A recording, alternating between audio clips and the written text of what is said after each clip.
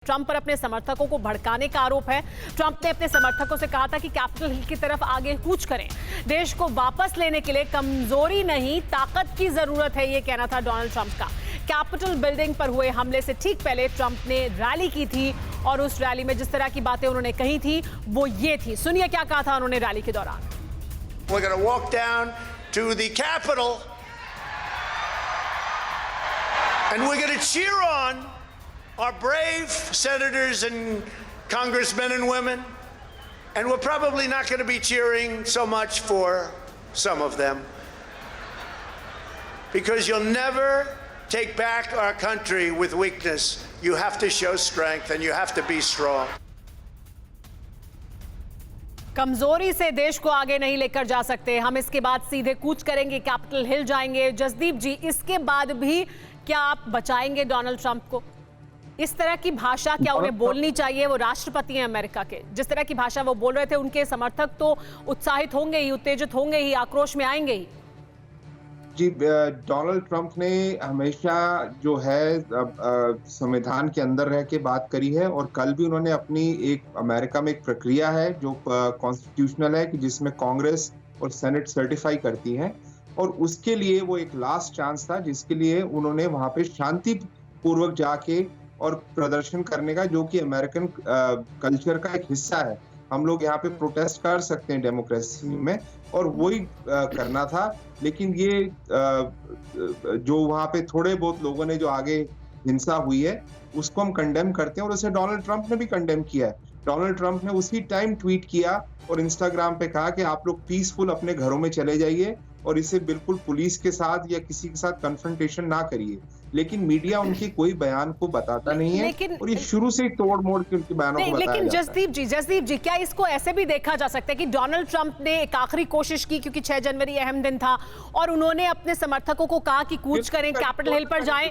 बिल्कुल उन्होंने ये कहा, लेकिन वो अपने आक्रोशित समर्थकों को संभाल नहीं पाए। उन्होंने इसका आकलन नहीं किया था कि स्थिति यहां तक पहुंचेगी।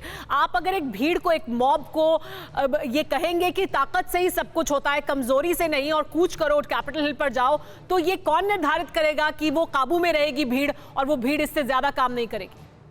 ये जिम्मेदारी तो फिर डोनाल्ड ट्रंप की ही थी ना। जी हाँ, जसदीप जी से हमारा संपर्क से टूट गया। पिनाक चक्रवर्ती जी, इस पर आपकी प्रतिक्रिया सर। देखिए, मॉब्स को मोबिलाइज करना एकदम ही गलत बात है, और वो भी पार्लियामेंट को अटैक करना, उनका जो कांग्रेस है उसका क्या मतलब क्या था? अटैक करके क्या वो सेनेट और हाउस ऑफ रिप्रेजेंटेटिव्स से कोई दूसरा वर्डिक्ट लेना चाहते थे? तो ये तो समझ में नहीं आता है कि उनकी मतलब एंड गेम क्या था, वो क्या आउटकम चाहते थे। तो मुझे तो लगता है ये सिर्फ एक तमाशा था। उन्होंने अपने सपोर्टर्स को खुश करने के लिए बोला, अच्छा चले जाओ, चढ़ाई कर दो, पर उससे कुछ फायदा तो हुआ नहीं। जो वर्डिक्ट था वो तो था ही, और खत्म हो गई बात। अब तो उन्हें जाना भी है, उन्होंने ये एक्सेप्ट कर लिया।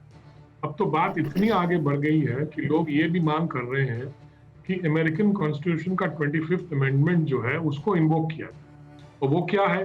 वो कहते हैं कि ट्रंप को हटा दिया जाए और वाइस प्रेसिडेंट को जितने बाकी दिन हैं उसमें उनको इंचार्ज बना दिया जाए, जब तक ट्रांजिशन नहीं होता और जो बाइडेन प्रेसिडेंट नहीं बन जाते।